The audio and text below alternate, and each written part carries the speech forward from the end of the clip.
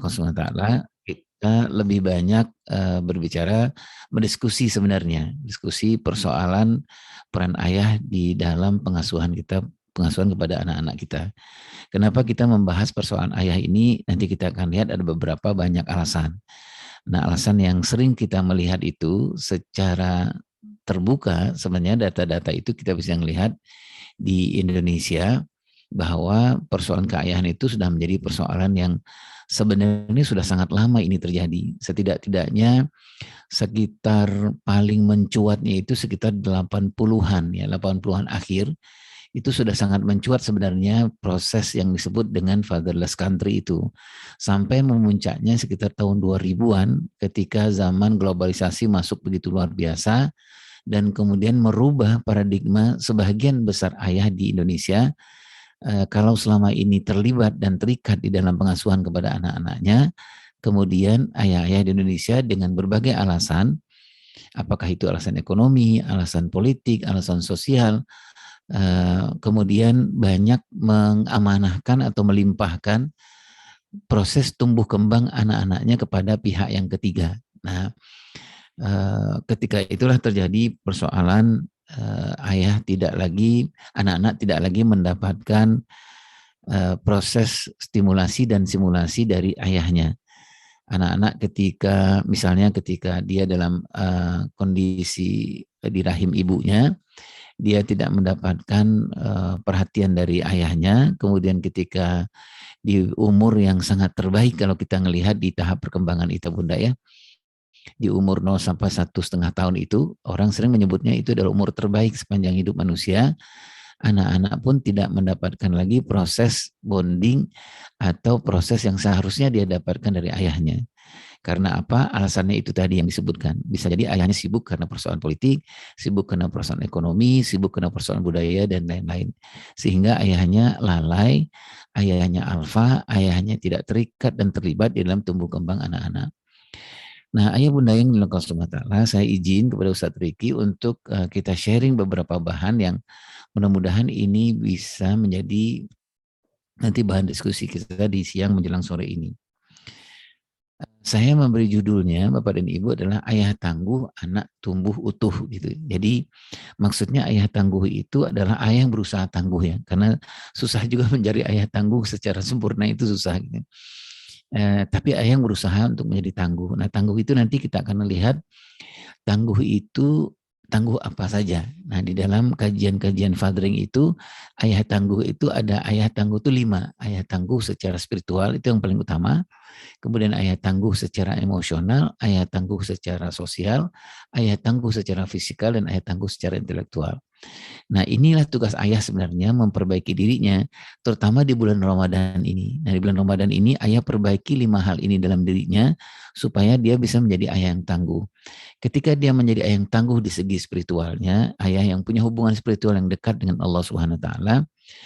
Kemudian kenapa ayah spiritual ini menjadi sesuatu kajian yang paling penting di dalam dunia keayahan?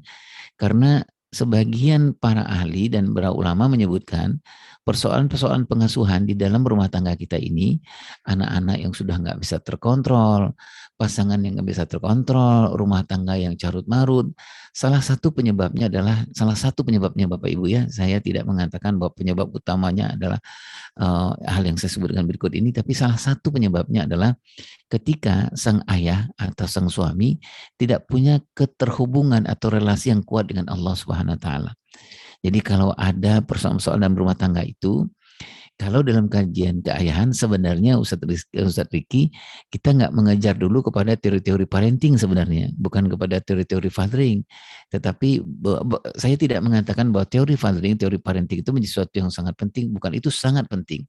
Tapi yang paling utama sebenarnya kalau di kajian fathering itu ada persoalan dalam rumah tangga kita adalah cek seperti apa hubungan spiritual seorang ayah kepada Allah SWT. Itu sebenarnya yang paling utama. Jadi rupanya memang kedekatan secara spiritual itu, ketangguhan secara spiritual itu menjadi sesuatu yang sangat penting sebenarnya dalam rumah tangga. Jadi Bapak dan Ibu, sebenarnya kalau ada rumah tangga kita sedikit bersalah gitu ya, komunikasi nggak jalan atau apa nggak jalan, jangan buru-buru datang ke psikolog, jangan buru-buru datang ke workshop parenting, jangan buru-buru datang kepada seminar gitu ya. Nanti kalau kita nggak kuat secara spiritual, nanti seminar, workshop itu menjadi sesuatu yang sia-sia, malah tambah berantem jadinya antara suami dengan istri. Jadi yang paling penting itu sebenarnya adalah bagaimana ayah menangguhkan ketangguhan spiritual dia, itu yang paling utama. Nah yang kedua itu yang perlu di bulan Ramadan ini yang paling pas lagi kita perbaiki adalah ketangguhan secara emosional. Nah ketangguhan secara emosional inilah yang nanti menentukan proses si ayah ini menjadi tokoh sebenarnya di dalam persoalan tumbuh kembang anak-anak dan persoalan memimpin rumah tangga. Ustadz Riki banyak sekali kejadian dalam rumah tangga itu proses KDRT, proses perselingkuhan, proses kekejaman seorang ayah, ketidakpedulian seorang ayah kepada istrinya, memperlakukan istrinya seenaknya, memperlakukan anaknya tidak patut, itu salah satu penyebabnya adalah karena ketangguhan, tidak kuatnya ketangguhan secara emosional. Atau sering orang menyebutnya, ayah ini punya utang-utang pengasuhan waktu dia di umur 0-15 tahun. Jadi ketika dia di umur sekarang seperti saya, kenapa si ayah ini, kenapa saya ini gampang ngomong kasar ke istri, gampang tidak memperlakukan istri dengan sebagus-bagusnya, sebaik-baiknya itu. Kenapa? Saya sendiri Ustadz Riki sebenarnya saya nggak mau memperlakukan pasangan saya seperti itu. Tapi persoalannya adalah saya punya utang pengasuhan secara emosional. Kenapa saya orangnya pemarah? Kenapa saya orangnya penakut? Kenapa saya menjadi seorang suami, menjadi seorang ayah pecundang, berani berbicara tapi nggak berani bertanggung jawab? Kenapa saya suka nunda-nunda? Itu karena saya punya utang pengasuhan. Jadi sikap saya sekarang ini, kepribadian saya yang sekarang ini, itu sangat tergantung seperti apa deposit pengasuhan saya di umur 0-15 tahun 0 sampai 19 tahun. Nah itu Bapak dan Ibu yang bersama Ta'ala, saya yakin Bapak Ibu sudah sangat paham dengan semacam ini. Jadi ketangguhan spiritual kita lebih dahulukan, ketangguhan emosional, nah setelah itu baru kita memberikan ketangguhan. Apakah ketangguhan secara intelektual, secara sosial, dan secara fisikal. Fisikal apakah sesuatu yang tidak penting? Sangat penting Bapak dan Ibu ya. Banyak sekali kita nggak mampu mencari rezeki gitu ya, nggak mampu mencari maisha karena alasan-alasan ketangguhan secara fisikalnya kurang. Nah, judul inilah yang mudah-mudahan bersangkut paut dengan persoalan Ramadan ini. Tugas kita para ayah yang utama dan para ibu adalah mendorong suaminya berusaha untuk menjadi tangguh, terutama tangguhan yang tadi saya sebutkan itu. Apa akibatnya Ayah Irwan kalau kita sudah berusaha menjadi tangguh gitu ya? Tidak harus tangguh 100% karena nggak ada juga ya Bapak dan Ibu ya. Tapi berusaha menjadi tangguh karena nanti persoalannya adalah nanti Allah sajalah. Yang penting kita ikhtiar untuk berusaha menjadi ayah yang tangguh. Nah ketika kita sudah berusaha menjadi ayah yang tangguh, insya Allah anak akan tumbuh dengan utuh. Tumbuh dengan utuh itu maksudnya Ustaz Riki adalah pertumbuhannya baik secara fisik gitu ya, yang dia makan, yang dia minum itu halal, yang baik gitu Bapak Ibu, dan kemudian perkembangannya juga utuh. Nah, perkembangan yang tadi itu yang saya sebutkan itu. Perkembangan spiritual anak juga utuh. Kenapa? Karena bapaknya tangguh secara spiritual. Relasi spiritualnya baik. Sholat subuhnya jelas gitu ke masjid gitu Ustaz Riki ya. Kemudian kemul lahirnya, baca Al-Qur'annya rutin gitu ya Bunda ya. Otomatis insya Allah kalau atas izin Allah SWT, anak-anak pun akan mendapatkan ketangguhan, mendapatkan tumbuh utuh secara spiritual. Kemudian kalau ayahnya tangguh secara emosional, mudah-mudahan anak juga akan tumbuh utuh secara emosional. Misalnya begini, ketika anaknya usia 0 sampai 7 tahun, si bapaknya sudah mengajarkan tentang emosional, kecerdasan emosional kepada anaknya. Bapaknya mengajarkan empati seperti apa, bapaknya mengajarkan kontrol diri seperti apa, bapaknya mengajarkan mendengarkan suara hati itu seperti apa. Dan bapaknya juga menceritakan betapa Rasulullah itu punya kecerdasan emosional sangat luar biasa. Nah, termasuklah di bulan Ramadan ini, saya yakin Bapak dan Ibu yang punya anak gitu ya, khususnya di usia 8 tahun ke bawah, pasti sibuk menceritakan tentang Rasulullah Shallallahu Alaihi Wasallam, terutama dalam persoalan-persoalan emosional. Nah, saya yakin Bapak dan Ibu yang punya anak 8 tahun ke bawah, 9 tahun ke bawah, sebelum menjelang sebelum berbuka pasti menceritakan satu cerita kepada anak kita ya tentang Rasulullah SAW. Kemudian nanti pas sahur hadiah juga buat anak yang sudah sahur. kemudian jelang berbuka berikut. Jadi setidak-tidaknya bagi ayah yang serius mengembangkan utuhnya kecerdasan emosional anak, dia sudah menyiapkan 60 cerita tentang Rasulullah SAW gitu. Nah itulah sebabnya Ustadz Riki bahwa menyiapkan Ramadan ini harusnya di Rajab dan Syaban gitu ya. Gitu di Rajab dan Syaban kita harus siap sebenarnya gitu ya, nggak bisa ujuk-ujuk sekarang. Nah kemudian apalagi yang untuk anak-anak tumbuh secara utuh. Nah tadi secara spiritual, secara emosional, secara intelektual itu secara intelektual, secara sosial dan secara fisikal.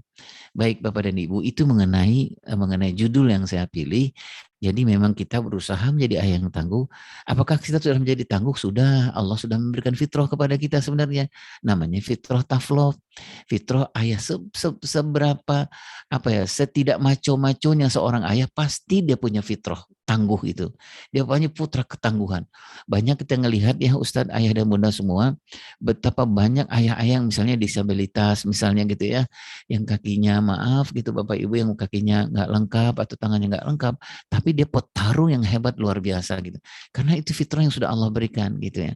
Ada seorang ayah yang semalas-malasnya apapun pasti dia bertanggung jawab terhadap anak dan istrinya gitu. Nah sekarang bagaimana fitrah yang Allah berikan itu kepada kita semua para ayah itu, apakah fitrah ayah, ada ayah yang punya fitrah spiritual yang tidak baik? Itu saya pikir tidak. Karena ayah itu pasti Allah berikan ketangguhan secara spiritual. Cuman persoalannya mungkin ketutup gitu Ustaz Riki ya. Ketutup dengan kebiasaan nonton Liga Primer gitu ya sampai lewat subuhnya gitu, sehingga nggak subuh ke masjid gitu. Tapi pengen sholat subuh ke masjid, pengen, semua ayah pengen gitu. Tapi karena itu tadi itu, karena punya teman yang suka Liga Primer, tapi nggak punya teman yang suka Liga Liga Tahajud gitu ya. Jadi memang lebih banyak memilih Liga Primer daripada Liga Tahajud. Tapi bukan dia nggak punya ketangguhan secara spiritual. Nah, mungkin subuh subuh gitu ya, nggak punya juga teman yang liga duha gitu ya, jadi akhirnya subuh sama duha dijama akhirnya gitu ya Bapak Ibu ya, jamanya jama takhir. Nah itulah sebabnya Bapak dan Ibu, saya tidak mengatakan bahwa tidak ada seorang ayah yang tidak punya ketangguhan. Allah berikan fitrah itu gitu ya. Nah sekarang adalah bagaimana kita menghebatkan fitrah ketangguhan itu agar anak kita tumbuh utuh. Kenapa harus tumbuh dan utuh? Karena nanti kita akan bertanggungjawabkan depan Allah Subhanahu Wa Taala. Kenapa kita bicara soal ayah, Ustadz Diki dan teman-teman semua? Ada beberapa alasan yang mungkin Bapak dan Ibu sudah sangat paham. Saya menyebutnya dengan titah syariah. Ini perintah syariah gitu ya. Perintah syariah pertama itu adalah mengingatkan kepada para ayah bahwa ayah ini penanggung jawab gitu. Ayah ini PJ nih dari program panjang, program besar. Apa itu? Program tumbuh kembang anak-anak. Iya kalau anaknya satu, kalau anaknya 5, berarti ayah PJ-nya punya adalah pimpinan proyek untuk 5 proyek besar yang masing-masing nanti ayah akan bertanggungjawabkan di depan Allah Subhanahu wa taala, yang akan Allah membuat akan anak-anak selamat dan dunia selamat dan akhirat itu ayah. Ya seperti yang kita baca ku anfusikum wa ahlikum naro itu. Nah, kemudian yang kedua adalah Allah mengingatkan kepada kita, para ayah ini, bahwa jangan meninggalkan anak-anak yang lemah gitu. Nah, sepengetahuan saya, Bapak dan Ibu, anak-anak yang lemah dimaksudkan di sini bukan adalah anak-anak yang lemah secara fisik saja, tapi anak-anak yang lemah lebih kepada persoalan-persoalan psikologis gitu. Persoalan-persoalan perkembangan sebenarnya gitu. Nah, kitalah yang nanti akan menjadi bertanggung jawab para ayah untuk menjadi murabi, menjadi muadib, menjadi muallim. Supaya apa? Supaya anak-anak kita tidak anak yang lemah, tapi apa? Anak-anak yang tangguh. Kalau anak-anak yang lemah itu anak-anak yang tanggung gitu, Ustadz Riki. Nah, yang tanggung itu anak yang rapuh dan lumpuh. Rapuh itu yang gampang pecah gitu ya. Karena sekarang orang bilangnya apa ya, generasi stroberi gitu ya. Gampang pecahnya. Makan terlambat, ngambek gitu Bapak Ibu ya. Padahal udah kelas 2 SMP gitu ya. Kemudian nggak berhasil mengerjakan sesuatu, nangis atau apa, melukai diri misalnya gitu ya. Itu anak-anak yang rapuh. Kalau anak-anak yang lumpuh itu anak-anak yang tahap tumbuh kembangnya itu nggak berkembang dengan baik. Apakah itu emosional, apakah intelektual, apakah itu sosial. Nah kita diamanahkan sama Allah nggak boleh ninggalin anak-anak yang begitu.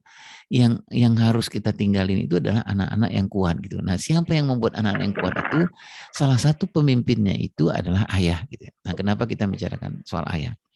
Yang kedua adalah kenapa kita bicarakan soal ayah ini bagi bapak dan ibu yang sudah sangat paham, saya yakin ini sudah berulang-ulang ya. Allah mengingatkan jangan kita menjadi orang yang berkhianat terhadap semua amanah Allah gitu ya. Salah satu amanah Allah itu adalah anak gitu ya. Anak itu amanahnya itu dua gitu, amanah pertumbuhan dan amanah perkembangan, amanah fisik dan amanah non fisik. Nah, kemudian amanah yang tadi dibacakan oleh Ustadz apa yang tilawah, Allah mengamanahkan lagi gitu bahwa dijadikan laki-laki dan perempuan itu berbeda. Cara mendidiknya pun berbeda gitu Bapak Ibu ya. Itulah sebabnya kenapa Allah mengingatkan kepada kita, Innallah astafa Adam Nuhan wala Ibrahim wala Imran. Caranya masuknya beda gitu. Kalau misalnya Ustadz Riki punya anak laki-laki, sudah barang tentu Ustadz Riki membuatkan roadmap pengasuhan anak laki-laki. Karena memang Allah sudah mengisyaratkan kepada kita beda loh ngasuh anak laki-laki dan perempuan. Maka malanglah kita rasanya Ustadz Riki kalau kita tidak punya anak laki-laki dan perempuan, tapi kita nggak tahu ini anak laki-laki mau dijadikan apa kelak kemudian hari. Nah misalnya anak perempuan mau dijadikan apa kelak kemudian hari. Nah itulah sebabnya kenapa masing-masing kita punya anak laki-laki wajib dalam tanda petik menurut hemat saya punya roadmap ini, punya cara, punya peta gitu, peta jalan ini anak laki-laki mau dijadikan apa dan bagaimana caranya. Nah itulah di para ahli menyebutnya dengan roadmap pengasuhan. Nah roadmap pengasuhan anak laki-laki itu salah satunya adalah tujuannya kita, ujungnya anak laki-laki itu profil berhasil sukses yang kita mengasuh anak laki-laki adalah kelak dia menjadi profilnya itu profil Ishak Ismail. Contohnya gitu ya Bunda ya. Karena salah satu rujukan kita kepada keluarga Ayahanda Imran, gitu ya Bapak Ibu ya, gitu. Nah ini rujukannya. Nah gimana cara mencapainya supaya nanti anak laki-laki kita bisa menjadi Ishak dan Ismail? Oleh sebab itu, ada beberapa tahap, setidak-tidaknya ada tiga tahap ini. Satu, di umur 0 sampai 7 tahun anak laki-laki, apa yang harus kita berikan stimulasi dan simulasi, apa yang harus kita berikan rangsangan tumbuh kembangnya supaya kelak anak laki-laki kita akan menjadi Ismail atau menjadi Ishak. Itu Bapak Ibu ya. Kemudian di usia 8 sampai 15 tahun, apa yang harus kita lakukan kepada anak laki-laki kita supaya dia on the track gitu untuk menjadi Ishak dan Ismail. Nah, Bapak Ibu. Nanti masing-masingnya ini ada uraian-uraiannya gitu Bapak Ibu. Nah, demikian juga dengan anak perempuan. Kalau punya anak perempuan, beda mengasuhnya pasti beda gitu. Karena memang target-targetnya juga berbeda gitu. Karena ayah bunda oleh sebab itu apa targetnya? Nah seperti yang Bapak Ibu sudah lakukan di rumah, kalau punya anak perempuan kan kita bisa gitu ya Bapak Ibu ya, kita bisa apa namanya mempelajari tarbiyatun nisa itu targetnya apa. Oh misalnya ujung-ujungnya nanti anak perempuan kita itu targetnya bukan menjadi seorang psikolog terkenal, bukan menjadi seorang ekonom yang hebat yang kaya, bukan menjadi crazy rich gitu, bukan, itu bukan target kita gitu.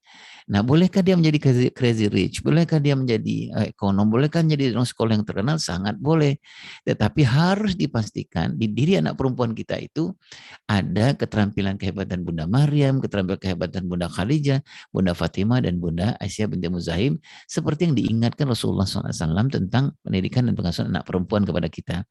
Nah, yang menjadi tantangan kita, Bapak dan Ibu, adalah saya mencontohkan ke diri saya, punya anak laki-laki dan perempuan, nggak ngerti. Ini targetnya apa buat anak laki-laki, targetnya buat apa buat anak perempuan. Sehingga saya nggak membuat roadmap pengasuhan. Kalau saya nggak membuat roadmap pengasuhan, pasti dipastikan kacau balau nanti target-target dari amanah yang sudah diberikan kepada Allah kepada kita.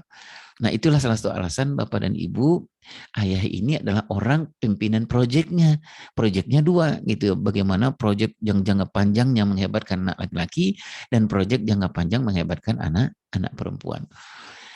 Kalau kita nggak punya roadmap itu apa sih Ayah Irwan akibatnya? Misalnya gini, 8-15 tahun itu di roadmapnya anak laki-laki, dia harus didownloadkan ke laki-lakian secara optimal. Kalau dia nggak didownloadkan ke laki-lakian, nanti nggak apa-apa juga. Tapi umur 15, 21 tahun ke atas, bisa jadi anak laki-laki itu tumbuh secara fisiknya laki-laki, tetapi perkembangannya nggak tumbuh secara laki-laki. Nah itu Bapak Ibu ya. Kemudian tantangan pengasuhan keayahan zaman sekarang adalah target kita supaya anak-anak kita berkembang dengan bahagia, bukan anak-anak yang tanggung, rapuh, dan lumpuh. Itu target kita ya Bapak Ibu ya, menjadikan anak yang bahagia, anak laki-laki yang bahagia, anak perempuan yang bahagia gitu. Nah, kalau anak-anak yang tumbuh kembang bahagia itu ciri-cirinya beginilah Bapak Ibu ya, anak yang antara usia biologis dan usia psikologisnya seimbang, atau usia psikologisnya anak itu lebih maju dari usia biologisnya. Nah, itu target kita. Target kita tantangan kita supaya dia bisa menjadi anak yang tumbuh kembang dengan bahagia.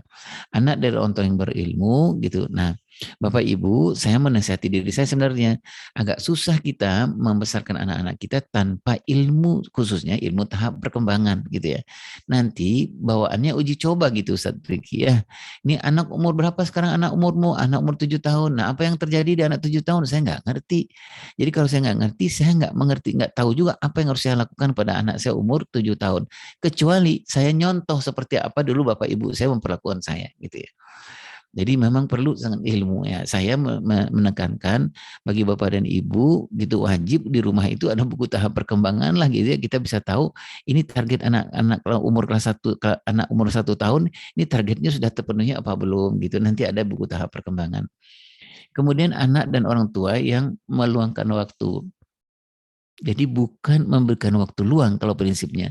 Memberikan waktu luang boleh, tapi nggak optimal sebenarnya dalam pengasuhan pada anak-anak. Jadi yang paling optimal itu adalah meluangkan waktu. Kalau meluangkan waktu itu Bapak dan Ibu memang membuat agenda khusus dengan anak-anak. Gitu. Misalnya setiap hari, pagi hari sang Bapak harus meluangkan waktu 3 menit, 4 menit misalnya membangunkan anak-anak sebelum pergi ke kantor. Gitu. Itu namanya meluangkan waktu.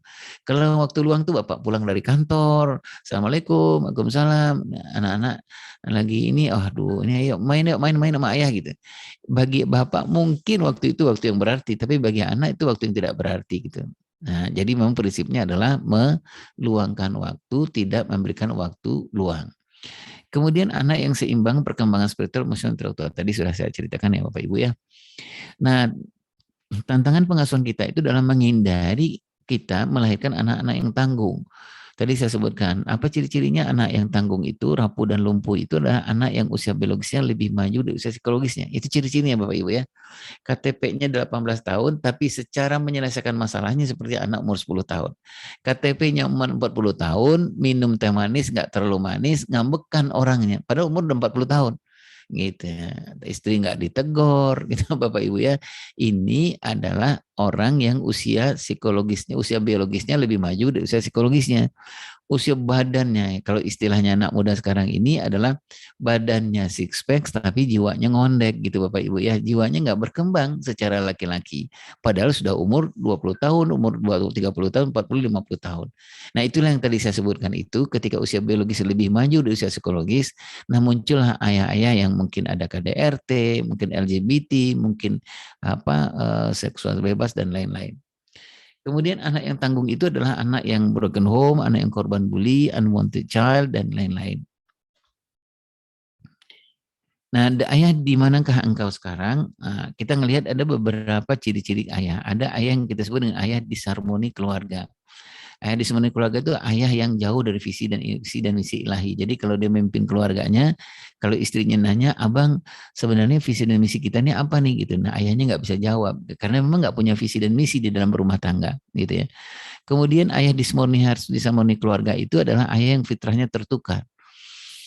Yang istrinya fitrah tulang rusuknya tiba-tiba ada menjadi fitrah tulang punggung gitu. Jadi fitrahnya sudah tertukar. Atau ayah yang harusnya mencontohkan kelaki-lakian kepada anak laki-laki dan perempuannya, tetapi ayahnya nggak bisa mencontohkan kelaki-lakian. Kenapa? Karena ayahnya nggak punya kelaki-lakian itu. Kemudian suffering itu adalah persoalan-persoalan yang ayah di semuanya keluarga itu menyebabkan ada banyak luka di dalam rumah tangga mereka. Kemudian yang kedua adalah ayah yang fatherless country. Ayah fatherless country itu ayah yang ada di sebuah negara yang negara itu berayah ada berayah tiada, gitu Bapak Ibu ya. Ayah yang ayah yang tadi itu ada secara fisik tapi nggak ada secara psikologisnya gitu ya. Nah, ayah yang fatherless country ini akan melahirkan yang tadi disebutkan oleh Ustaz Riki. Bisa jadi anak-anak itu akan terpapar ke father hunger. Nah, father hunger ini biasanya banyak anak laki-lakinya nih ayah bunda. Anak laki-laki yang kemudian tidak punya konsep diri gitu ya, yang cemasan luar biasa, yang nggak terus menyukai tantangan. Banyak hal lagi, anak bisa jadi ada persoalan narkoba, persoalan kriminal dan lain-lain. Nah, kalau daddy issues itu adalah ayah yang fatherless country, ayah yang berayah ada berayah tiada, anak perempuannya gitu. Jadi anak perempuannya nggak punya akses ke ayahnya, jadi nggak punya ikatan khusus dengan ayahnya. Nah, itulah sebab itu anak perempuan itu kalau dia nggak punya ayah, larinya itu lebih banyak ke persoalan-persoalan seperti yang Bapak dan Ibu ketahui, persoalan seks bebas, persoalan pergaulan yang nggak tidak terkontrol gitu. Contohnya apa? Oh, di Indonesia disebutkan bahwa tingkat anak usia SMP ke atas yang sudah melakukan hubungan suami istri itu lebih dari 50%. Bahkan ada yang sampai mencatatkan 60%. Apa sebabnya? Kenapa anak perempuan kita gampang menyerahkan segala sesuatu yang terbaik kepada orang lain, kepada laki-laki yang lain yang mungkin dia baru kenal hari itu. Nah, salah satu penyebabnya adalah karena dia terpapar daddy issues. Gitu. Baik.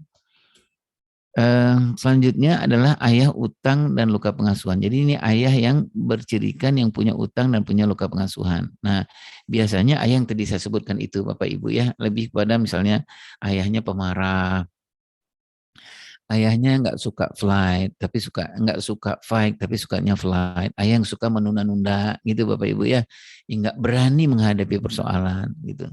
Kemudian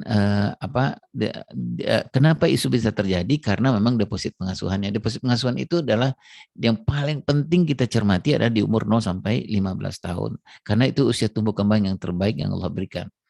Kemudian ayah matang biologisnya dari segi psikologisnya ayah utang pengasuhannya. Ayah yang gampang main tangan, yang gampang kasar sama istrinya, yang gampang nunjuk-nunjuk dengan istri dan begitu banyak lagi perlakuan dari seorang ayah yang secara biologis dia matang tapi secara psikologis dia nggak matang. Itu Bapak Ibu ya, gitu. Baik, kemudian pihak yang ketiga adalah ayah yang punya utang dan luka pengasuhan ini, ayah yang menyerahkan lebih dari 80% masa depan anaknya kepada pihak yang ketiga. Apakah itu bapak dan ibu, nenek dan kakek, apakah itu sekolah. Nah, sekolah ini adalah pihak yang sangat banyak dengan persentase besar diserahkan oleh orang tuanya kepada pihak sekolah. Sehingga kemudian orang tuanya nggak mau peduli lagi. Yang penting udah diserahin ke sekolah, udah bayar sekolahnya, udah nanti tinggal tunggu aja cetakannya. Nanti misalnya apa kelas 6, apa kelas 3 SMP, atau kelas berapa. Tapi nggak ada pendampingan gitu Bapak Ibu ya. Baik. Ayah yang tidak terlibat itu di dalam pengasuhan dalam kegiatan anak-anak sehari-hari. Ini ayah yang punya utang dan luka pengasuhan. Ayah yang ngajak anak bermain, tapi ayahnya nggak lempar-lemparin bola-bola basket misalnya, tapi ayahnya duduk aja gitu. Jadi nggak terlibat di dalam pengasuhan kepada anak-anaknya. Apa yang harus ayah lakukan? Ayah bunda yang mulia subhanahu wa ta'ala, nah, saya menuliskannya adalah jadilah ayah yang benar dan asyik. Nah, ayah yang benar dan asyik itu kalau benar, ayah yang berusaha merujuk kepada Al-Quran dan Hadis, nanti kita ngelihat ada supaya kita bisa menjadi ayah yang benar. Yang kedua adalah ayah yang asyik. Ayah yang asyik itu adalah ayah yang kalau istilahnya anak muda sekarang ini, ayah yang tahu apa yang kau mau. Gitu. Nah, dua inilah menurut hemat saya yang perlu kita cermati. Ayah yang benar itu adalah kita membenarkan tiga hubungan ini. Hubungan dengan Allah Subhanahu wa taala. Nah, tadi yang saya sebutkan itu Bapak dan Ibu ya, tinggal kita ngecek aja apakah si ayahnya punya hubungan kuat dengan Allah enggak gitu ya. Sholat subuhnya di mana gitu Bapak Ibunya, qiyamul lailnya gimana, dia memperbaiki bacaan Al-Qur'an atau tidak gitu. Oh, banyak banget seabrek kita bisa ngecek apakah suami kita ini punya hubungan yang kuat dengan Allah gitu. Nah, kalau punya hubungan yang kuat dengan Allah, pasti akan melahirkan hubungan pernikahan yang juga akan kuat gitu. Karena ayah bunda yang dimiliki Allah Subhanahu wa taala, Allah lah yang akan menjamin semuanya memegang hati pasangan itu masing-masing. Jadi memang kalau terikat dengan Allah Subhanahu wa taala, punya keterhubungan dengan Allah, insya Allah nanti di pernikahan tidak terlalu banyak masalah. Nah, yang terakhir yang perlu kita cek itu supaya jadi ayah yang benar itu adalah hubungan pengasuhan. Nah, hubungan pengasuhan itu Bapak dan Ibu lebih terkait kepada kita kompak nggak sih jadi tim dalam rumah tangga ini, atau kita hanya sekedar kontrak-kontrakan di rumah tangga ini. Ya, kenapa kontrak-kontrakan? Karena nggak pernah berbicara.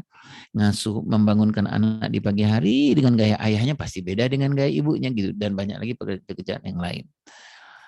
Nah, Bapak Ibu yang dimiliki Allah Subhanahu wa taala, ini yang kita perlu periksa hubungan dengan Allah. Seberapa sering melibatkan Allah di dalam urusan rumah tangga dan pengasuhan. Tadi sudah contohkan ya Bapak Ibu ya. Ini sering disebut dengan parenting hilaiah. Nah, bagaimana bentuknya itu adalah misalnya ada persoalan apa dalam rumah tangga kita gitu, terutama dalam persoalan pengasuhan, kita nggak buru-buru gitu Bapak Ibu untuk misalnya telepon konselor, telepon konsultan, tidak gitu. Tetapi kita harus selesaikan dulu dengan melibatkan Allah di dalam urusan-urusan keseharian kita, dunia kita. Kemudian ini worksheet saja Bapak Ibu ya, nanti agak lama ini harusnya kita ketemu di training nih Ustadz Riki ya, tetapi memang agak susah ini.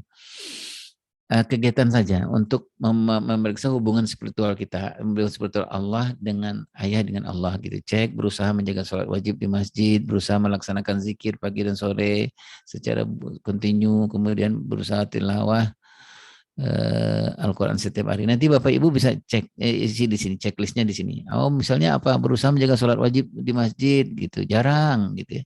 Atau tidak pernah gitu. Nanti kita lihat hasilnya. Nah, kalau Ibu melihat bahwa Bapak juga melihat yang lebih banyak itu adalah dari segi penghasilan adalah ayah gitu. Nah, berarti memang secara spiritual kita harus ada yang kita perbaiki insya Allah. Kemudian Bapak dan Ibu kita periksa hubungan pernikahan. Nah, hubungan pernikahan itu yang pertama adalah periksalah kepribadian kita sekarang. Karena kalau kepribadian kita sekarang yang tidak baik itu adalah hutang pengasuhan kita sebenarnya. Nah, jadi periksalah hutang pengasuhan, punya nggak kita hutang pengasuhan? Pasang suami istri, terutama ayah punya. Apakah ayah seorang pecundang kepribadiannya? Ayo periksa. Apakah ayah seorang yang berani fight, berani paling bertanggung jawab, berani yang paling depan berdiri gitu? Nanti kita cek gitu ya. Gitu. Nah, kemudian utang-utang yang kita punya itu gimana caranya Ayah Irwan gitu? Bayar ya harusnya dibayar itu Pak Ibu. Kemudian yang kedua yang perlu kita periksa adalah tentang kita dengan pasangan kita. Apakah pasangan kita ini kita dengan pasangan ini masih baik-baik saja kah atau udah nggak baik-baik saja sebenarnya gitu ya. Kita cek dan yang paling berat itu adalah kenapa kita harus ngecek hubungan pernikahan ini karena ayah bunda yang dimiliki Allah Ta'ala kita juga harus tahu apa yang harus kita lakukan dalam setiap tahap-tahap perkembangan menuju tujuan dari pernikahan itu. Baik, nah ini contoh saja nih Ustadz Riki ya, sangat sederhana sekali. Saya yakin husnuzan Bapak dan Ibu sudah pernah membuat roadmap pernikahan. Roadmap pernikahan itu bagusnya dibuatnya di 5 tahun awal pernikahan gitu. Jadi kita tahu ini rumah tangga mau dibawa kemana. Nah yang paling berat itu seperti saya gitu, udah di tengah jalan baru kita mulai roadmap pernikahan gitu ya. Jadi di tahap-tahapnya itu kita nggak menjalani. Nah, secara teorinya Bapak dan Ibu, roadmap pernikahan itu kita bikinkan judulnya lebih dahulu. Judulnya kan ini ya teman-teman ya. Kita bisa masuk surga bareng-bareng. Gimana cara mencapainya dari awal ke masuk surga bareng-bareng itu ada 5 tahap. Nah, 5 tahap itu yang harus kita tahu. Kapan anak itu lahir, kemudian titik konflik apa saja gitu ketika anak lahir tinggal sama kita gitu. Nah, kita sudah tahu. Gitu ya Bunda ya. Kemudian berikutnya adalah tentang ini worksheet-nya saja. Worksheet seberapa Bapak dan Ibu mengenali pasangan masing-masing. Nah, nanti baca yang hurufnya, yang tulisannya nanti dicontreng aja, ditulis aja. Suami lebih lambat berubah dibanding istri gitu. Oh, ini penelitian nih Bapak Ibu ya. Suami itu lebih lambat berubahnya dibanding istri. Nah, gitu ya. Oh, ternyata kata suami ya Allah gitu ya. Gitu ternyata saya harus memperbaiki diri gitu kata suami. Nah, perbaikilah di bulan Ramadan ini. Ini ada beberapa hasil penelitian yang membantu Bapak dan Ibu untuk kita sering puzzling dengan pasangan kita. Sehingga pasangan kita mengerti kita dan kita mengerti apa yang terjadi dalam pasangan kita. Kemudian yang terakhir, ayah bunda yang perlu kita periksa adalah hubungan pengasuhan. Nah, hubungan pengasuhan itu 3 hal. Apakah Bapak dan Ibu sudah sama belum prinsip pengasuhan antara suami dengan istri? Nah, ini karena ini prinsip itu sesuatu yang agak susah kita nego. Jadi yang namanya prinsip itu wajib gitu ya, wajib sama antara Bapak dengan Ibu. Kalau nggak sama gimana Ayah Irwan? Kalau nggak sama dampaknya kepada pola, pasti nanti polanya akan berbeda juga gitu. Jadi prinsipnya apa? Anak itu amanah gitu, amanahnya ada amanah psikologis, amanah emosional dan lain-lain. Nah, gitu. Nah, apa yang harus dilakukan di setiap amanah itu? Nah, sudah barang tentu Bapak Ibu sudah harus sama tahu bahwa misalnya gini, tidak ada pembedaan bahwa ayah itu hanya bertanggung jawab kepada persoalan fisikal saja, tidak gitu. Tapi ayah juga bertanggung jawab terhadap perkembangan emosional dan lain-lain. Yang kedua yang perlu kita cek dalam pengasuhan kita itu adalah di rumah tangga kita itu kita punya pola nggak sih sebenarnya gitu ya, pola pengasuhan? Atau jangan-jangan kita nggak punya pola sebenarnya? Saya ngambil contoh saya nih, Ustadz Diki gitu. Saya membangunkan anak di pagi hari dengan istri membangunkan anak di pagi hari itu berbedanya luar biasa gitu ya. Nah harusnya ini sudah disepakati dari awal gitu Bapak Ibu ya, gitu seperti apa polanya ini harus disepakati dari awal. Nah yang menjadi tantangan itu adalah ketika di rumah sebenarnya kita tuh nggak punya pola. Ditanya bagaimana cara membangunkan anak di pagi hari, wah nggak embo nggak ngerti Pak gitu ya. Nah jangan-jangan bukan dia nggak ngerti tapi dia nggak tahu caranya seperti apa. Kemudian yang berikutnya sudah kan dijalankan roadmap pengasuhan. Yang tadi saya sampaikan Bapak dan Ibu, apakah kita sudah punya roadmap pengasuhan atau belum gitu, yang nanti kita akan terapkan kepada anak laki-laki dan anak perempuan.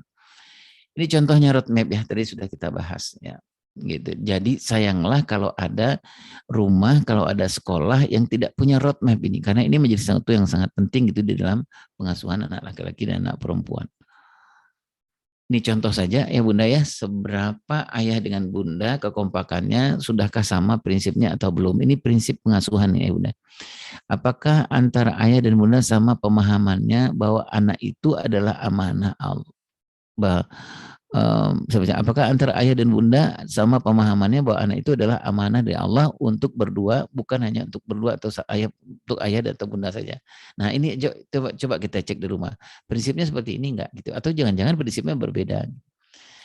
Kemudian ada worksheet tentang pola pengasuhan. Nanti ayah coba isi gitu ya, dan bunda coba isi, coba bantu ayah untuk isi. Sampai nanti kita pada simpulan, jangan-jangan selama ini gitu, selama ini kita gitu nggak sama polanya gitu ya, seperti membangunkan anak dan lain-lain. Jadi di rumah itu selalu berbeda polanya, bangunkan berbeda, mendisiplinkan berbeda. Itulah sebabnya ayah dan bunda, kenapa kita berusaha betul untuk tidak berbeda pola pengasuhan kita, karena yang dihantam ketika pola itu nggak sama adalah yang tadi saya sebut self esteem itu pada anak-anak kita. Jadi bagaimana dia memandang dirinya itu gitu ya Bunda ya. Kalau bapak dan ibunya polanya berbeda. Kemudian ayah yang asik itu seperti apa? Nah, yang asik itu adalah ayah yang punya ilmu dan punya waktu. Nah, kalau ayah yang benar yang tadi itu Bapak Ibu ya, kalau ayah yang asik itu adalah ayah yang dia mendidik anaknya itu sesuai dengan tahap tumbuh perkembangan anak secara islami gitu. Jadi dia ngerti nih kapan dia mau fokus ngasilin atau mengajar anak-anak bisa bertumbuh kembang sesuai dengan tahap perkembangannya. Misalnya bagaimana dia punya anak umur 4 tahun. Dia harus tahu apa yang terjadi untuk dia umur 4 tahun, dan kemudian dia cari lagi bagaimana Rasulullah dulu memperlakukan anak-anak umur 4 tahun, umur 7 tahun. Nah, itu namanya tahap perkembangan. Kemudian waktu itu meluangkan waktu dan bukan memberikan waktu luang. Nah ini contoh saja Bapak Ibu ya, contoh saja pola asuh benar asik sesuai dengan klarifikasi umurnya. Contoh ya usia bayi, lahir, targetnya ini dan lain-lain. Berikutnya hanya contoh saja. Contoh menjadi agar pola asuh gitu, pola asuh yang benar dan asik itu menjadi efektif. Apa yang harus kita lakukan? Kemudian ayah benar asik itu dia akan menjadi ayah tangguh, dan ketika ayah berusaha menjadi ayah yang tangguh, insya Allah anak kita tumbuh dengan utuh. Nah, anak tumbuh dengan utuh itu adalah anak yang ini Bapak Ibu ya, anak yang punya ketangguhan 5 tadi saya sebutkan itu, tangguh secara spiritual, tangguh secara emosional, tangguh secara fisik, tangguh secara intelektual, dan tangguh secara sosial.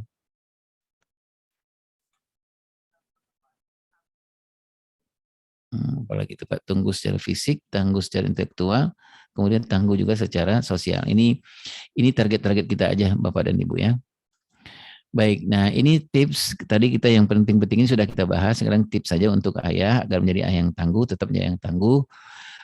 Agar ayah itu karena dia pemimpin perlu ada mekanisme. Mekanisme itu perlu ini Bapak Ibu ya. Kalau kita dalam rumah tangga nggak ada rapat, nggak ada mekanisme, itu agak repot itu Bapak Ibu ya.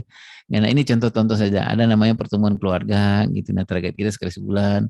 Ada pertemuan berdua. Target kita di pertemuan keluarga itu apa? Oh anak bapak ibu semua ngumpul gitu ya. Target kita 3. Ada assessment, ada mapping, ada recommendation. Ini contoh saja yang saya yakin Bapak Ibu sudah melakukan ini di rumah, insya ya. Sudah sama-sama melakukan ini, ada mekanismenya, ada rapat-rapatnya. Kemudian pastikan ada agenda di dalam rumah tangga kita, dalam pengasuhan itu ada agenda rutin, ada agenda terprogram, ada agenda spontan. Nah, agenda rutin itu adalah agenda yang anak-anak tahu persis bahwa ini rutin diadakan. Anak-anak harus tahu nih Bapak dan Ibu, gitu ya.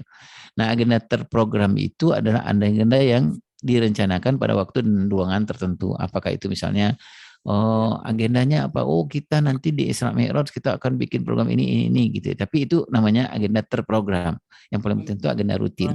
Kemudian agenda spontan adalah agenda yang spontan ya Bapak Ibu ya, pergi tiba-tiba ada uang terus kita pergi liburan dan lain-lain. Nah, Ustadz Riki mungkin itu yang bisa saya sampaikan. Mudah-mudahan apa ini keterbatasan ilmu saya saja Ustadz Riki gitu, itu yang bisa saya sampaikan. Mudah-mudahan bahan diskusi ini ada gunanya buat kita masing-masing gitu ya, dan kita mohon keberkahan dari Allah Subhanahu wa taala. Wallahu a'lam bishawab. Assalamualaikum warahmatullahi wabarakatuh. Waalaikumsalam warahmatullahi wabarakatuh. Demikian pemaparan dari Ayah Irwan mengenai jadi dengan judul Ayah Tangguh Anak Utuh gitu ya. Begitu mungkin dari pemaparan Ayah Irwan baik kepada ayah, para ayah, para ibu, sahabat ummah sekalian yang akan menyampaikan pertanyaannya. Oke. Kita akan mulai bertanya, silakan untuk raise hand terlebih dahulu kepada para ayah, para ibu, sahabat ummah semuanya. Silakan untuk raise hand. Ada dari Bapak Junaidi Timika, dari Timika. Boleh untuk dinyalakan kameranya Bapak. Nyalakan kameranya. Silakan untuk menanyakan secara langsung kepada Ayah Irwan. Baik, kepada Pak Junaidi dipersilakan. Pak Junaidi. Assalamualaikum warahmatullahi wabarakatuh. Waalaikumsalam warahmatullahi wabarakatuh. Ya Irwan sehat semuanya, alhamdulillah. Alhamdulillah Ustaz, Masya Allah tambah muda Ustaz. Salam dari Sekolah Permata Papua, Ayah Irwan. Sama-sama Ustaz, sama-sama. Sama teman-teman juga, alhamdulillah. Ini yang ingin saya tanyakan, kebetulan jarak anak ini kan ada 3, yang pertama, kedua perempuan, itu jaraknya masing-masing 5 tahun. Kemudian begitupun yang ketiga ini laki-laki, ya jaraknya juga sama 5 tahun. Dari anak yang ketiga ini betul-betul memang beda ya pola pengasuhan anak perempuan yang pernah saya alami ya, yang ke-1 dan yang kedua dengan anak yang ketiga ini yang laki-laki. Gitu. Terutama ketika penanganan ketika dalam keadaan emosi, ya. Dalam keadaan emosi, marah dan sebagainya begitu. Nah ini yang saya sedikit ingin tanyakan, pola penanganan untuk anak laki-laki ketika dia marah atau ketika dia emosi itu lebih baiknya bagaimana, Ayah Irwan? Nah sementara ini gambarannya kalau ketika dia marah itu seringnya ngejar, mukul kakaknya, kemudian mbaknya gitu kan. Kadang-kadang orang tuanya juga dipukul gitu kan. Kalau nggak kena, ya dia kadang-kadang pukul-pukul tembok, banting-banting barang yang dekat dengan dia. Itu kira-kira untuk pengolah penanganan ketika anak ini emosi atau marah itu bagaimana ya? Baik Ustaz. Ya, Assalamualaikum warahmatullahi wabarakatuh. Waalaikumsalam Ustaz Junaidi, ini beliau udah hampir buka nih di Timika nih. Oh iya betul. Ustaz semoga sehat ya, teman-teman juga di Timika sehat. Bapak Ibu yang dimiliki Allah, sebatas kemampuan ilmu saya, kalau persoalan emosional di anak-anak itu selalu berkaitan, yang pertama adalah kita ngecek soal bonding sebenarnya Ustaz Junaidi. Seperti apa bonding kita di usia golden, bukan di usia 5 tahun ke bawah, tapi di usia 0 sampai 1,5 tahun sebenarnya yang paling penting. Anak laki-laki bondingnya itu jauh lebih hebat dia butuhkan daripada anak perempuan dibanding anak perempuan ya dari ibunya. Nah, banyak sekali persoalan-persoalan emosional itu terjadi gitu di anak-anak ketika umur 5 tahun ke atas itu terjadi karena nggak terlalu nyaman bonding di usia 0 sampai 1,5 tahun. Nah, mudah-mudahan kita bisa cek ini bondingnya. Yang kedua adalah bagi anak-anak yang 12 tahun ke bawah itu atau di usia 9 tahun ke bawah persoalan emosional itu memang perlu pencontohan, perlu simulasi. Saya berpikir gini Ustadz Junedi, anak-anak sebenarnya yang dia butuhkan itu adalah bukan dia mau ngelempar-ngelempar, bukan dia mau marah-marah gitu, atau mukul-mukul, bukan gitu. Tapi kalau pengalaman saya adalah anak-anak tidak tahu caranya seperti apa gitu Ustadz gitu.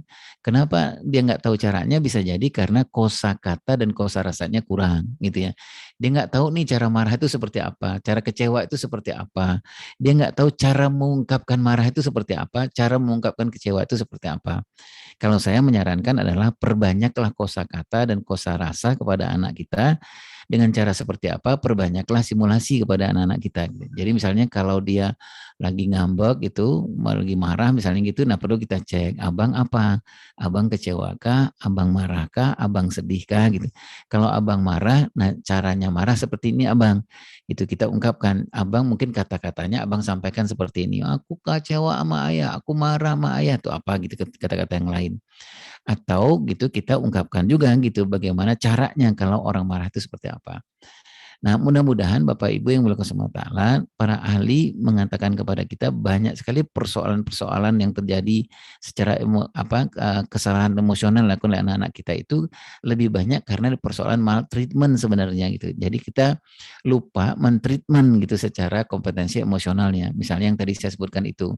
Kita lupa untuk menghebatkan kosa rasa anak-anak kita. Setiap pagi kita lupa cek feeling misalnya gitu Bapak Ibu ya. Kadang-kadang nih Ustadz Junedi, kalau saya lebih banyak saya tanya ke anak-anak itu pagi hari udah makan belum gitu.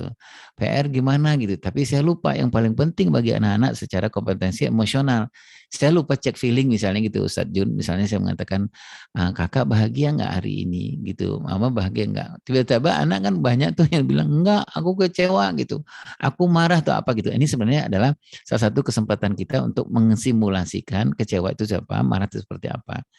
Mudah-mudahan kalaulah karena bukan persoalan kesehatan mental itu Ustaz Junid, tapi kesehatan mental yang terganggu, kalaulah bukan karena itu, sebab-sebab lain anak-anak kita dengan mengungkapkan emosinya itu anak karena kurangnya simulasi menurut hemat saya. Kurangnya simulasi, kurangnya kosakata, kurangnya kosarasa. Kecuali ya Ustaz Junid, kecuali memang ada persoalan-persoalan secara mental. Wallahu a'lam bishawab.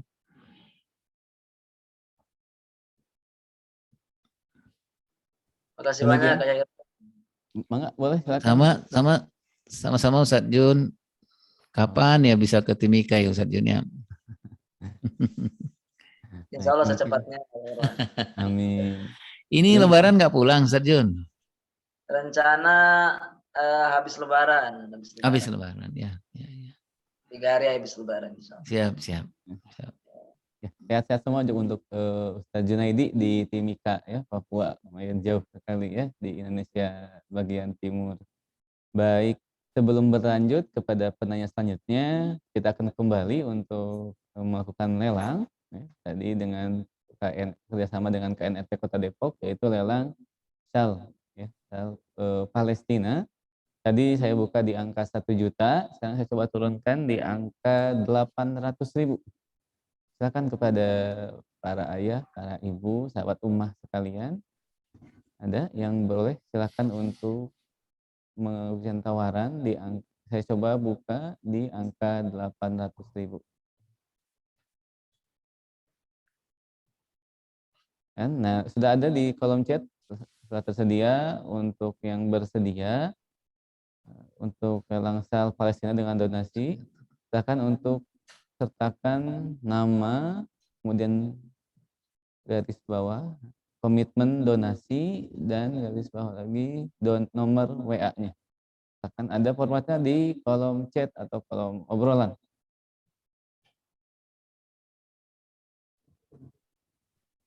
Insya Allah untuk donasinya kita akan sepenuhnya diserahkan kepada saudara muslim kita di Palestina yang memang hari ini juga sedang mengalami kembali ya operasi penjajahan dari Israel. dari Zionis Yahudi. Baik, kita akan kembali mungkin ya untuk melanjutkan kepada sesi pertanyaan untuk penanya. Dan yang kedua, kita akan coba mencari dari para ibu atau para calon ibu ya, sahabat ummah sekalian.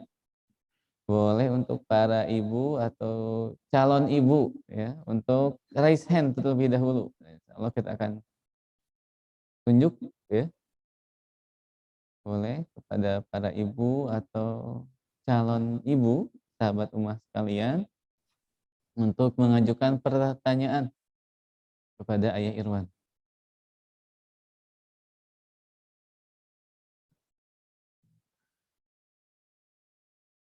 Sambil menunggu mungkin kita akan coba lihat juga di kolom obrolan nih ada pertanyaan yang cukup menarik. Saya coba. Oh, ada nih, ada dari Rizky ada. Baik. Assalamualaikum warahmatullahi wabarakatuh. Tadi saya mendengar ada istilah ayah pecundang. Nah, itu maksudnya seperti apa dan bagaimana cara menghindari dari sifat tersebut? Nah, begitu ayah. Ya, biasanya ayah bunda yang berkah subhanahu wa ta'ala, ayah pecundang itu biasa di deposit pengasuhannya di umur 15 tahunnya biasa tidak diajarkan persoalan bertanggung jawab ya ayah bunda ya. Jadi nggak ada proses misalnya diajarkan bagaimana berpikir, menganalisa dan memutuskan. Nggak ada diajarkan disimulasikan soal konsekuensi. Padahal konsekuensi itu sesuatu yang mutlak buat anak laki-laki, terutama anak laki-laki. Nah, perempuan juga.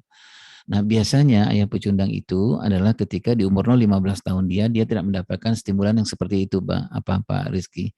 Jadi lewat umur 15 tahun, hal-hal yang tadi itu dia nggak terbiasa bertanggung jawab, nggak terbiasa untuk fight, nggak terbiasa untuk menyelesaikan masalah, gitu, nggak terbiasa untuk berpikir, menganalisa dan memutuskan. Nah, nanti lewat 15 tahun gitu, sampai nanti dia menikah tidak terperbaiki, maka dia akan muncul menjadi absent husband. Absent husband itu adalah seorang suami yang absen dalam hal-hal yang semacam ini. Misalnya nanti kalau dia dalam rumah tangga dia nggak bertanggung jawab atau mungkin apa gitu ya gampang apa pintarnya bicara tapi nggak mau menyelesaikan persoalan atau kalau ada persoalan dia paling soal bertanggung jawabnya ada di belakang bukan paling depan.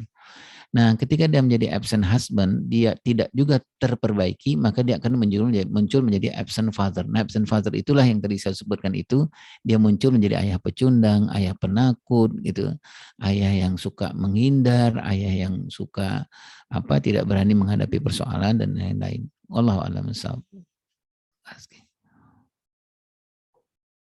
Ya, demikian pertanyaan dari jawaban dari pertanyaan dari Rizky ada, Ibu Rizky ada, mudah-mudahan insya Allah ya, mudah-mudahan bisa memberikan solusi atas permasalahan yang mungkin sedang dialami sekarang.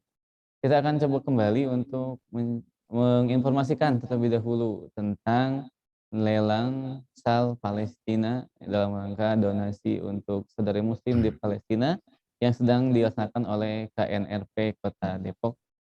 Tadi saya coba membuka di angka 800, kita coba sekarang buka di angka 400 mungkin ya, untuk 400. Silakan kepada ayah, bunda, para ayah, para ibu, sahabat ummah sekalian yang ingin berdonasi untuk saudara muslim kita di Palestina, silakan untuk mengisi format yang telah disediakan oleh operator ya di kolom chat atau di kolom obrolan dengan nama, kemudian strip bawah komitmen donasi, strip bawah nomor WhatsApp-nya.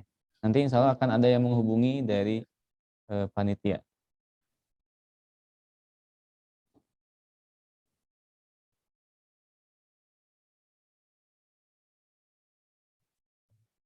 Oke. Baik, kita akan sambil menunggu mungkin ya para ayah, para ibu, sahabat ummah semuanya. Kita akan berlanjut kepada pertanyaan selanjutnya dari Bapak Feredian Hidayat. Ya, silakan untuk Bapak menyalakan kameranya dan mangga langsung untuk bertanya kepada Ayah Irwan. Ya, baik, terima kasih. Assalamualaikum warahmatullahi wabarakatuh. Waalaikumsalam, Ustaz. Terima kasih Ayah Irwan, Ustaz Irwan atas kesempatannya. Saya bertanya gini Ustadz, bagaimana cara pola asuh yang bisa diterapkan tatkala ada salah satu dari orang tuanya sudah tiada atau meninggal. Misalnya ibunya meninggal gitu. Artinya komunikasi untuk kita membuat pola itu hanya sendiri begitu, membuat polanya. Kemudian membangunkan tadi kan dan sebagainya kan kita sendiri dan sebagainya itu diambil alih dengan ayah sendiri. Itu yang saya alami. Jadi mohon nasihat dari Ustadz untuk bisa yang jelas Ustadz, pola pengasuhnya salah satu sosok dari ibu hilang dari mereka untuk mereka dapatkan setiap hari begitu. Terima kasih Ustadz. Assalamualaikum warahmatullahi wabarakatuh. Waalaikumsalam warahmatullahi wabarakatuh. Ustaz Ferdian, Masya Allah ya. Mudah-mudahan Allah kuatkan insya Allah. Jadi sebenarnya gini nih Ustaz Ferdian, yang pertama kita ngecek adalah apakah memang kita sudah punya pola gitu Ustaz, di rumah tangga kita sebelum ibunya tiada. Itu yang paling utama menurut saya. Kadang-kadang gini Ustaz ya, punten ya Ustaz ya, kadang-kadang kita sebenarnya nggak punya pola gitu Ustaz selama ini. Jadi selama ini membangunkan anak-anak nggak tahu juga polanya yang mana gitu loh Ustaz gitu ya. Kadang-kadang ketika ibunya masih hidup ya ibunya bangunkan dengan cara ibunya. Kalau bapaknya membangunkan dengan cara bapaknya. Itu satu dulu yang menurut saya Ustaz, selama ini anak menerimanya polanya seperti apa gitu Ustaz ya. Baik itu membangunkankah, apa pola ketika menyelesaikan persoalan, apa pola disiplin gitu, apa pola yang lain-lain. Nah, kalau kita sudah punya pola, Ustadz, menurut saya, yang kedua yang kita cek adalah pola itu pola apa, gitu loh, Ustadz, gitu. Singkat cerita begini, Ustadz Ferdian, pola itu pola Islami atau pola kita berdasarkan kultur gitu loh, Ustadz ya, berdasarkan budaya gitu. Kadang-kadang kan, Ustadz ya, kadang-kadang kalau pola itu berdasarkan budaya, nggak cocok itu Ustadz untuk tumbuh kembang anak-anak kita gitu. Karena pasti berbeda ya Ustadz ya. Misalnya Ustadz Freddy menikah dengan seorang itu beda daerah gitu ya. Pasti berbeda itu Ustadz, kulturnya berbeda gitu. Nah itu yang kita cek yang kedua gitu ya. Karena gini Ustadz, kadang-kadang kan pernikahan, jangankan pernikahan beda suku ya Ustadz ya, perbedaan dengan tetangga aja itu beda gitu, polanya berbeda gitu. Nah itu dulu yang kita sepakati sama-sama. Nah kalau sudah ada, kalau ternyata polanya salah, kita perbaiki Ustadz polanya gitu. Polanya itu kan memang dari mulai bangun sampai ke anak-anak mau tidur lagi kan itu Ustadz ya, itu yang pola pengasuhan. Nah, bagaimana dengan ibunya? Yang pertama menurut hemat saya adalah Ustadz, bagi apakah itu single father atau single mother, menurut hemat saya adalah apakah seorang ayah tunggal ini sudah siap belum gitu Ustadz? Secara emosional ya Ustadz, secara emosional sudah siap belum untuk menerima dua tugas sekaligus gitu loh Ustadz, gitu ya. Jadi kan Ustadz harus bermain, kalau si ayah single father ini dia harus bermain di sisi tender love-nya, di sisi tulang rusuk, dan dia juga memerankan sisi tough love-nya, yaitu sisi tulang punggungnya gitu loh Ustadz. Fitrah tulang punggung dan tulang rusuk gitu. Sudah siap apa belum? Maksud siap-siap begini Ustadz, mungkin kita nggak akan siap ya, karena memang berat banget itu sebenarnya. Tetapi kita udah redo belum gitu loh Ustadz, gitu ya. Redo belum, itu yang ketiga. Yang keempat adalah harus kita sampaikan kepada anak kita bahwa mulai hari ini Mas atau Teteh atau Mbak atau AA gitu adanya ama ayah saja gitu ya. Ada ama ayah saja gitu. Kalau kita istilahkan sayapnya cuma satu sekarang gitu ya. Nah itu yang harus kita sampaikan kepada anak-anak kita. Dan jangan lupakan tanyakan kepada anak seberapa jauh ketergantungannya kepada sang ibu almarhumah gitu loh. Gitu. Seberapa jauh ketergantungannya gitu. Misalnya gini Sat, dia selama ini sangat tergantung dalam persoalan spiritual Sat. Gitu. Misalnya apa, kalau apa-apa soalnya dengan ibu sebenarnya gitu, atau tergantung secara emosional, kalau dia sedih, dia gembira, dia apa tuh lebih banyak ngadu kepada ibunya gitu. Nah ini yang harus kita ketahui juga Ustaz gitu, bagian-bagian mana yang harus kita ketahui ketergantungan kepada sang ibu almarhumah. Saya ngalamin Ustaz gitu ya, ketika almarhumah istri saya gitu, pasti saya memang berat lah gitu Ustaz ya, untuk memainkan dua peran sekaligus itu berat Ustaz gitu. Secara teorinya mah gampang Ustaz ya gitu ya, tapi anak-anak perlu kita cek gitu. Ternyata selama ini anak-anak kalau saya gitu lebih tergantung kepada ibu soal emosional gitu ya, lebih banyak curhat secara emosional gitu. Baik. Nah, berikutnya Ustadz adalah kalau anak kita berusia 0 sampai 7 tahun dan 8 tahun, mungkin dia Ustadz secara fisik nggak punya ibu dia kuat gitu. Secara fisik dia nggak kuat, nggak punya ibu gitu. Nah kalau begitu Ustadz nggak apa-apa, Ustadz fokuskan aja ya Ustadz sebagai single father, fokuskan aja, ambil alih aja semua Ustadz. mau kehadiran ibu secara fisik, kehadiran ibu secara psikologis, terutama kehadiran ibu secara psikologis. Misalnya gini, San, tempat anak-anak untuk mendapatkan curhat, mendapatkan kasih sayang atau apa, Ustadz ambil alih aja. Karena anak-anak di umur ini masih tidak terlalu persoalan kepada fisiknya ibunya, gitu Ustadz. Nah, nanti ketika anak-anak kita sudah mulai umur 8 tahun, 9 tahun ke atas, ini perlu nih, Ustadz. Anak-anak membutuhkan tidak hanya fisik, tidak hanya psikologis, tapi dia butuh fisik itu sesuai dengan tahap perkembangannya. Nah, mungkin tahap ini Ustadz sudah bisa minta tolong nih kepada pihak yang lain, pihak yang bisa membantu untuk memerankan secara fisik ibunya gitu loh, Ustadz, gitu ya. Nah, paling gampang sekarang itu memang adalah sekolah, Ustadz. Sekolah ya, apakah walasnya, apa gurunya di sekolah yang ibu yang bisa kita ajak dialog itu bahwa saya butuh bantuan nih ibu-ibu untuk memerankan ibunya secara fisik gitu loh, ya. Secara psikologis bisalah kita perankan juga gitu, tapi secara fisik gitu. Misalnya ada anak-anak tertentu di umur itu yang dia nggak bisa kita sebagai seorang ayah meluk dia, ngelus dia, itu nggak ada dampaknya gitu loh, San. Tapi memang ada seorang ibu dengan tangannya ibu, dengan ke fitrahnya ibu, itu berpengaruh ke dia gitu loh, San. Misalnya meredam emosinya gitu loh, San. Nah, syukur-syukur nih saat syukur-syukur di umur-umur anak, umur-umur segini sudah ada memang pendamping pengganti gitu loh, Ustaz, yang bisa memerankan ya, peran dari ibunya gitu. Wallahu a'lam bishawab, Ustaz. Syukran, jazakallah, Ustaz. Afwan, Ustaz Ferdi. Gitu. Ya, baik. Mungkin demikian jawaban dari pertanyaan dari Pak Ustaz Ferdian. Izin, Ayah Ridwan mencoba untuk atau nanya lagi mungkin, boleh? Mangga, Ustaz. Baik. Saya coba untuk Ibu Diana, silakan untuk Ibu Diana untuk pertanyaannya pada Ayah Irwan. Ibu Diana Putri. Baik. Ya, saya. Ya, Bun. Ya.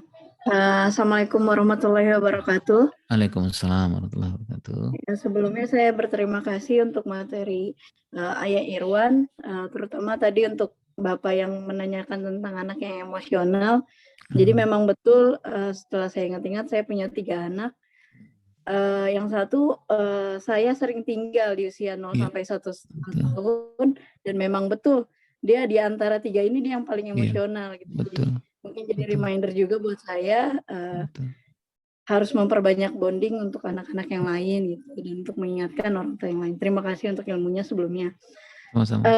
Untuk pertanyaan saya tadi kan dibahas bahwa salah satu sifat ayah yang salah ya, mungkin yang keliru ketika dia besar, entah dia kurang maksimal dalam mendidik anak maupun memberi nafkah dan sebagainya, itu karena luka pengasuhan si ayah ini ketika masih kecil ya.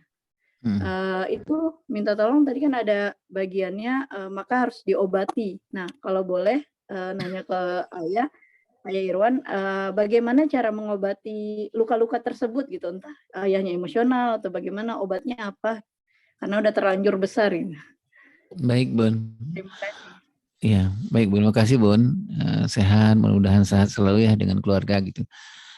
Kita berbicara soal utang atau luka itu biasanya memang orang dialaminya itu di umur 0 sampai sekitar umur 15 tahun lah, Bun, gitu ya.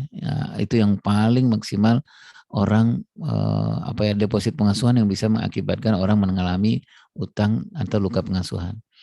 Kalau utang pengasuhan, Bun, lebih banyak ke persoalan-persoalan salah pola sebenarnya, Bunda, gitu ya. Jadi misalnya ada seorang bapak yang emosional gitu ya, Bunda, tapi tidak sampai ke trauma ya, Bunda, tidak psikis gitu, misalnya gampang marah misalnya gitu ya, sumbu kompornya pendek misalnya gitu ya, gitu. Ini bisa jadi utang, Bun, bisa jadi karena di umur 15 tahun tidak mendapatkan cara, nggak punya dapatkan aturan gitu loh, Bun. Jadi hidupnya membebas-bebas aja gitu. Nah, kalau dia udah sampai dia punya anak, dia menikah, kemudian dia ngomong sama istrinya juga nggak terkontrol, dia ngomong anaknya juga nggak terkontrol gitu, berarti ini lebih kepada utang pengasuhan. Nah, kalau utang pengasuhan itu, Bun, agak lebih dalam tanda petik misalnya, Bunda ya, lebih agak gampang sebenarnya kita menyelesaikan persoalannya dengan cara apa? Dengan cara namanya restrukturisasi atau reparenting.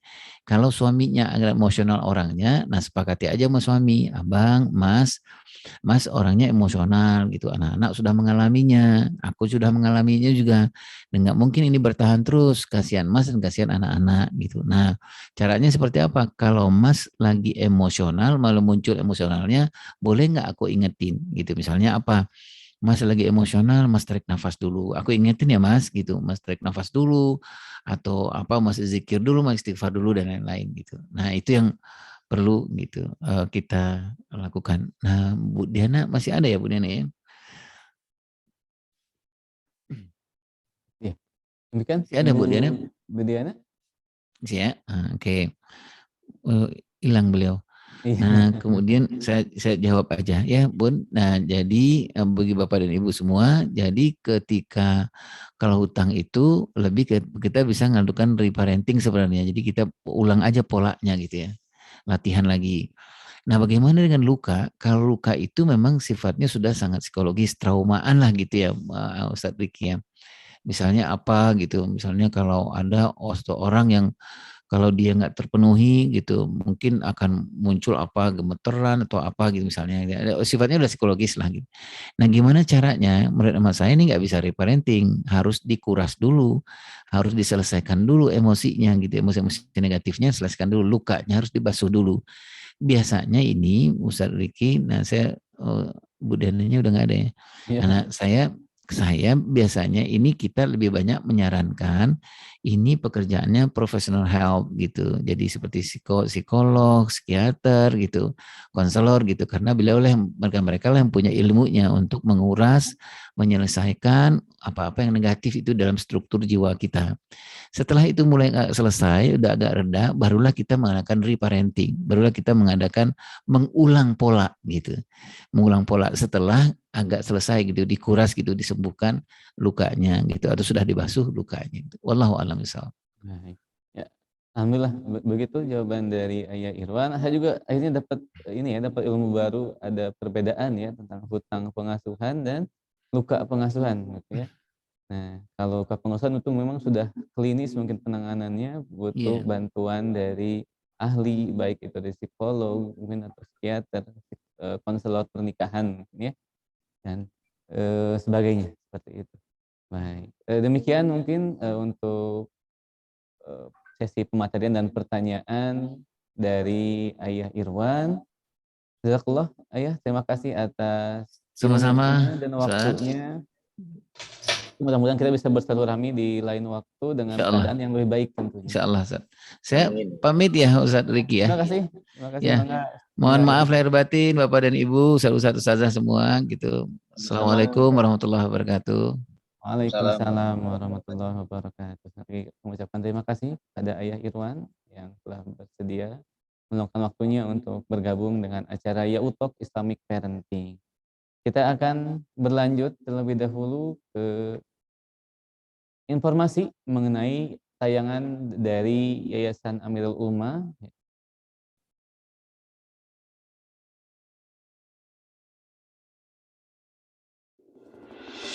Tidak ada yang berkurang dan hilang dalam berbagi.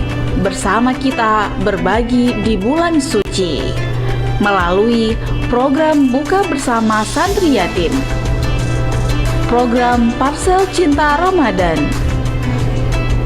program Lomba Tahfiz Cilik, dan program Yautalk. Jangan sampai momen melipat gandakan pahala ini terlewat. Bersama Amirul Ummah, kita raih berkah di bulan suci.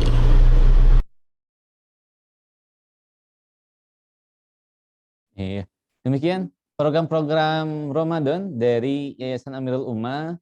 Jadi bagi para ayah, para ibu, sahabat ummah sekalian, silakan untuk berlomba-lomba dalam kebaikan dalam program Ramadan dari Yayasan Amirul Ummah.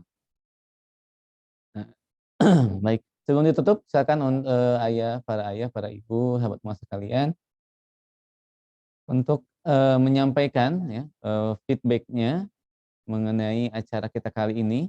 Ya. Nah, silakan untuk disampaikan di link berikut ada amirulummah.org/feedback Yautalk. Ya, paling lambat hari ini pukul 6 sore ya untuk menyampaikan feedback dari acara kita saat ini. Baik, kemudian selanjutnya ada door prize yang menarik ya dari Yayasan Amirul Ummah dari Panitia UTOK Islamic Parenting. Nah, dengan persyaratan sebagai berikut. Silakan, caranya gampang. Follow Instagram @amirulummah.idn, kemudian screenshot kajian UTOK siang ini tadi, dan upload di story Instagram pribadi sahabat ummah sekalian. Kemudian tuliskan kesan terbaikmu tentang UTOK hari ini. Dan tag akun @amirulummah.idn dan info KNRP Depok di postingan story Instagram sahabat ummah sekalian. Pemenang akan diumumkan di hari Jumat jam atau pukul 3 sore ya via story Instagram amirulummah.idn. Lagi silakan untuk capture ya, atau screenshot hasil kajiannya, kemudian follow Instagram amirulummah.idn.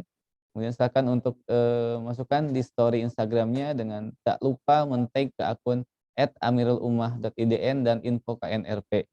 Dan untuk pemenang akan mendapatkan door prize paket Al-Quran yang menarik tentunya ya. Dan akan diumumkan di hari Jumat pukul 3 sore di Instagram amirulummah.idn. Baik.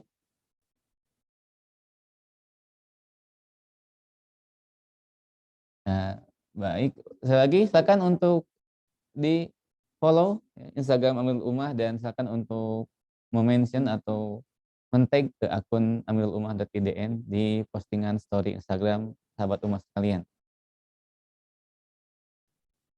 Oke, terakhir mungkin ini ada kembali untuk lelang Sal Palestina berkaitan juga dengan program dari KNRP Kota Depok. Kita akan buka di harga 100.000. Bahkan untuk para sahabat ummah sekalian yang mau berdonasi, silakan untuk melihat format pesannya yang ada di kolom chat ya. Sudah ada nih tadi. Ayo sudah untuk harga 100.000. Silakan untuk menuliskan format pesannya sesuai dengan format yang telah tersedia di kolom chat ya.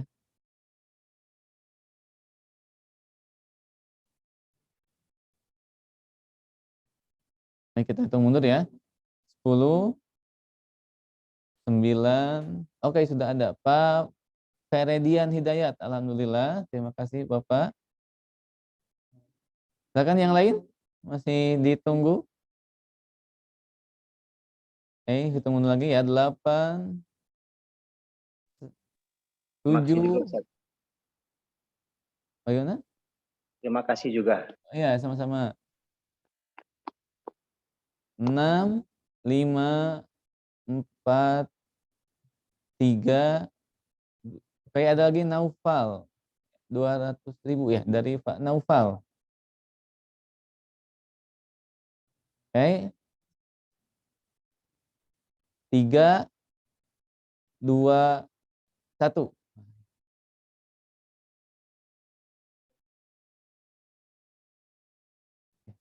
Baik. Tidak ada lagi rupanya untuk lelang Sal Palestina dimenangkan oleh Bapak Naufal.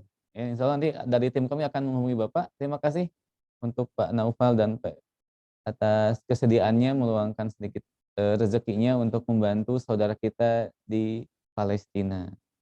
Baik, kita sudah masuk ternyata di penghujung acara. Terima kasih sekali lagi kepada para Bapak, para Ibu, sahabat ummah sekalian yang telah bergabung dari awal acara Islamic Parenting. UTOK Islamic Parenting di sesi pertama dengan Teh Karin, kemudian dengan Ustadz Cahyadita Karyawan, dan sekarang di sesi terakhir dengan Ayah Irwan. Mudah-mudahan menjadi amal kebaikan dan membawa menambah ilmu kita dalam merawat anak-anak kita, dan juga menjaga keharmonisan rumah tangga kita semuanya. Baik juga untuk para calon ayah, calon ibu juga menjadi ilmu yang bermanfaat tentunya dalam mempersiapkan ke jenjang rumah tangga. Dan juga untuk para calon ayah, calon ibu, yang mudah-mudahan juga dimudahkan dalam mendapatkan jodohnya tentunya ya.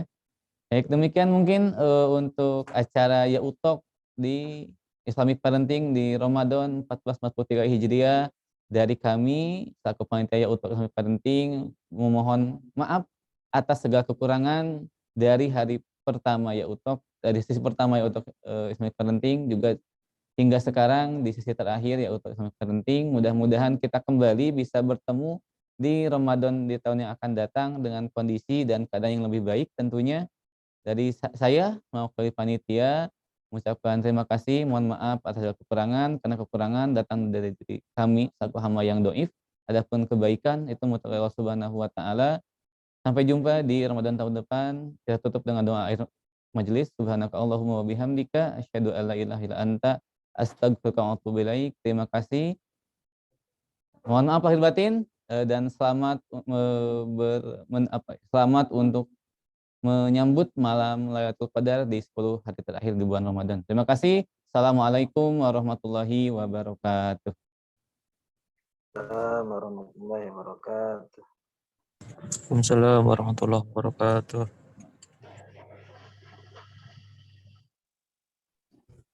Assalamualaikum warahmatullahi wabarakatuh. Mohon izin Ustaz. Terima kasih. Mangga, silakan Pak Ferdian.